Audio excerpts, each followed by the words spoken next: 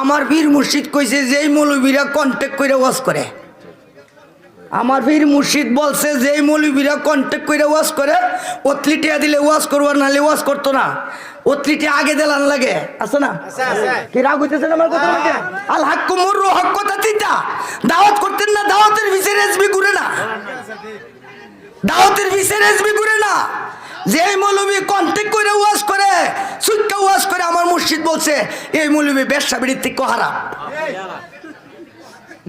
এই মৌলবী ব্যবসা বিড়ির থেকে হারাম। আমার মুর্শিদ বলছে বাবা নামটা ব্যবসা হাতে উঠাইন না। এই সারাটা জীবন এত পরিশ্রম করছে, আপনারা কইতে পারবেন কোনোদিন নুরি কইছে যে আমার অতীতে দেওয়ান লাগবো? এ কেউ দাঁড়ায় কইতে পারবেন? এ টেকনাফ থেকে তেঁতুলিয়া সারা দেশ ঘুরছে কিন্তু কন্ট্যাক্ট নাই, যা দিছে তাই আলহামদুলিল্লাহ।